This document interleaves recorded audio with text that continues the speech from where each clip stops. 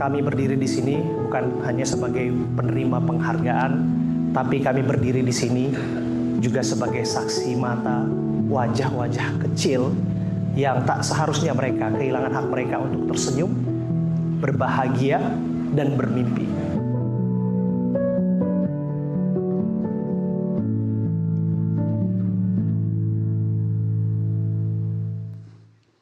Anda kembali menyaksikan NTV Prime Dialog, tapi sebelum saya mulai kepo-kepo bertanya pemirsa, kami ada satu penampilan menarik persembahan dari siswa-siswi sekolah Pondok Domba berikut ini.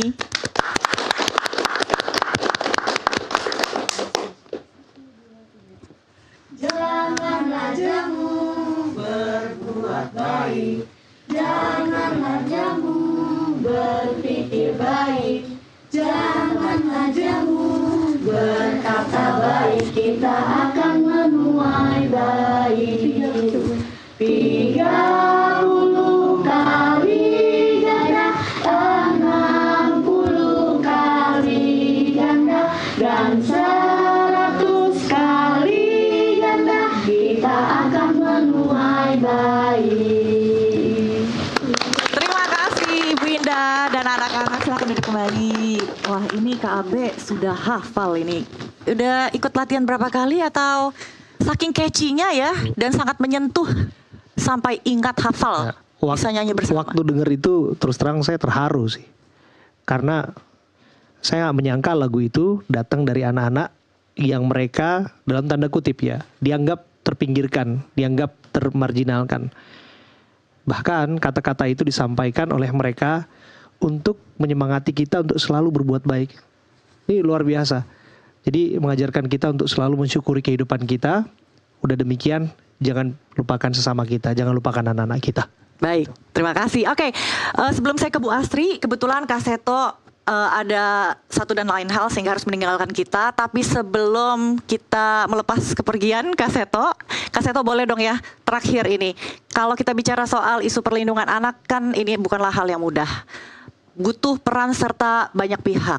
Apa yang harusnya stakeholders masing-masing pihak ini lakukan agar perlindungan anak ini bisa optimal sehingga anak-anak ini bisa tumbuh kembang dengan baik? Ya, terima kasih Kak Mona. Ya, saya kira perlu dengan segala kerendahan hati para penyelenggara siaran-siaran ini mendengarkan juga suara masyarakat dan terutama juga suara anak. Karena dalam setiap forum anak atau sebelumnya kami rintis LPAI merintis Kongres Anak Indonesia, itu dalam tingkat nasional berbagai usulan kepada pemerintah, kepada DPR RI dan sebagainya. Salah satunya adalah mohon disediakan siaran TV yang ramah anak, yang betul-betul untuk mendidik agar anak-anak ini betul-betul mengikuti profil pelajar Pancasila tadi, yaitu akhlak mulia, kebinekaan global, saling bersatu, gotong royong, mandiri, kreatif, dan kritis.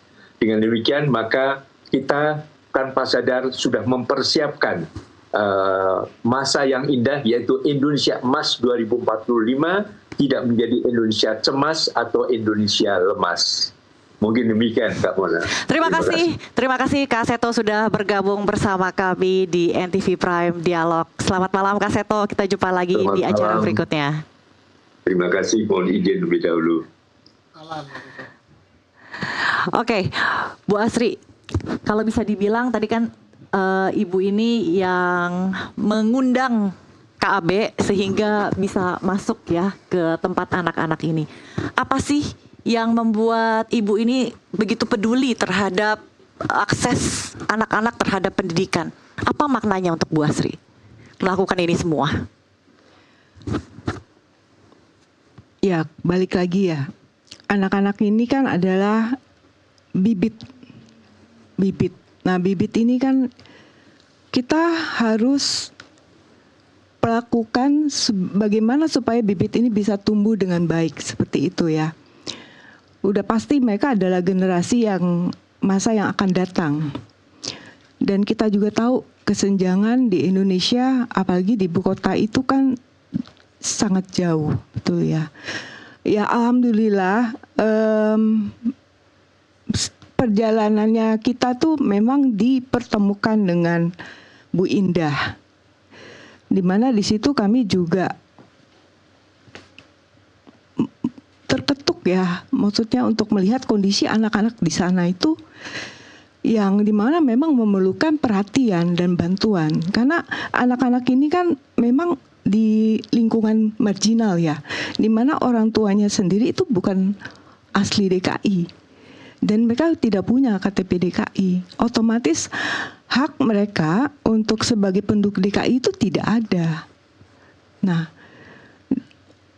saya sih terus terang Bu Indah dan Pak Anggiat ini suami istri, ini dedikasinya luar biasa loh. Dari tahun 90-an, 80 malah.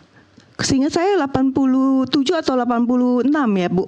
Iya. Itu sudah, mereka tuh sudah memulai inisiasi ini. Dan itu kalau misalnya kita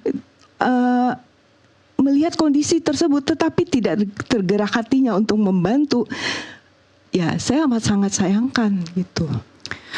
Tapi Bu Asri, untuk memperjuangkan hak anak-anak ini kan tidak mudah. Untuk mencapai ke lokasi mereka ini juga sulit ya.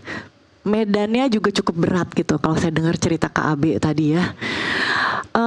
Kalau Ibu Asri sendiri kan sebenarnya ya sudahlah ya, bisa saja jadi sosialita ibu kota ya, tidak perlu sampai menjangkau anak-anak ini sampai sebegitu susah payahnya gitu. Apa yang membuat Bu Asri ini tersentuh sehingga selama beberapa tahun ini membaktikan diri untuk mereka? Ya, kalau didikan dari orang tua itu udah pasti ya, bahwa kita tuh memang harus dari kecil diajarkan untuk berempati, saling tolong menolong gitu ya. Mulai dari yang lingkungan sekitar gitu ya. Jadi ya kalau saya mungkin tipikalnya orangnya otomatis ya kayaknya ngelihat sesuatu yang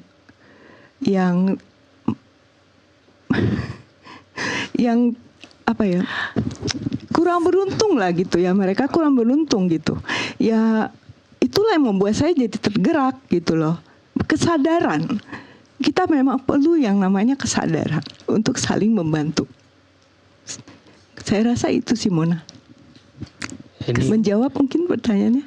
Ini ekspresi yang sama ketika kami juga di lapangan.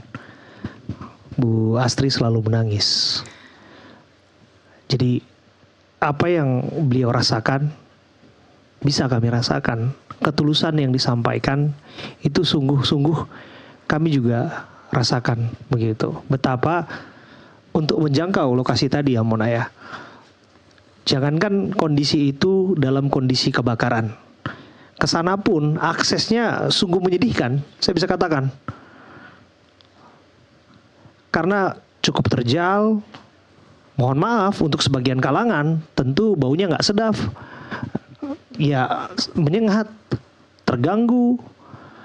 Untuk memberikan bantuan kepada mereka, untuk sampai kepada mereka pun kita butuh bukan hanya semangat ya, butuh tekad, lebih dari tekad untuk memastikan bahwa benar nggak sih kita mau nolongin orang gitu. Kok susah banget gitu ya mau nolong Bisa orang aja, aja. tentu bisa aja kan. Kita kumpulin di satu tempat, katakanlah di kafe atau di tempat ber-AC, kemudian diberikan semacam sumbangan di sana. Tapi ini kan tidak. Kita langsung lihat lokasi, hadir di sana. Dan ada lagi ya Bu ya, tempat yang di Pondok Domba, di satu kolong jembatan yang mohon maaf, saya dengar di sana orang turun pun ke sana, kalau dia nggak muntah itu luar biasa. Itu saking mohon maaf, saking tidak layaknya, saking joroknya tempat itu, dan mereka harus tinggal di sana, dan mereka harus bersekolah di sana, hidup di sana. Dan ini yang kita hadirkan dalam bentuk sebuah tayangan. Saya bilang media itu punya senjata yang lebih ampuh bahkan dari peluru. Senjata itu adalah sebuah cerita, cerita yang kita angkat, cerita yang kita kemas, kita hadirkan, dan ya puji Tuhan, ini menggerakkan nurani, ini bisa menggerakkan empati ya, sehingga pada akhirnya orang juga masih banyak yang mau memberikan pertolongan. Mungkin Bu Asri bisa bercerita di tempat-tempat lain, tempat-tempat Pondok Domba atau sekolah-sekolah lain yang sesungguhnya butuh pertolongan ya Bu ya, butuh bantuan lagi ya Bu ya. Iya, jadi sekolah Pondok Domba ini sebetulnya tersebar di Jakarta Barat dan Jakarta Utara. Dan mereka itu sebetulnya ada 8 sekolah di 8 titik. Dan kondisinya memang untuk di lingkungan yang marginal seperti itu. Nah, kalau yang Kak Abe cerita tadi mengenai kolong jembatan, itu kondisinya kalau seperti sekarang kan hujan ya. Betul. Nah, itu ya banjir. Seperti itu. Oke. Jadi boro-boro untuk belajar begitu ya. Untuk memenuhi kebutuhan sehari-hari aja mungkin mereka kesulitan begitu ya, Bu. Bu Astri, tadi kan KB sempat menyinggung untuk menolong orang bisa saja dengan cara yang mudah atau cara yang sulit. Intinya kan menolong, sama-sama menolong, Bu. Kenapa Ibu tidak saja mendonasikan apa yang Ibu punya gitu? Kenapa Ibu harus turun terjun langsung ke lapangan dan menyentuh mereka? Mungkin karena latar belakang ibu saya ya. Ibu saya kan adalah seorang guru SMP. Nah, di sepanjang karirnya beliau tuh saya sering membantu beliau untuk mengecek hasil ulangan seperti itu ya. Dan beliau cerita. Jadi karena beliau adalah seorang wali kelas juga. Jadi dia memperjuangkan supaya anak kelasnya ini bisa naik kelas. Karena kebetulan memang secara nilai dia kurang. Tetapi kenapa sih diperjuangkan? Karena poinnya adalah anak ini mempunyai kelakuan yang baik. Dan itu pantas untuk diperjuangkan seperti itu. Nah, selain itu juga beliau juga turut membantu untuk siswa-siswanya berkekurangan, ya.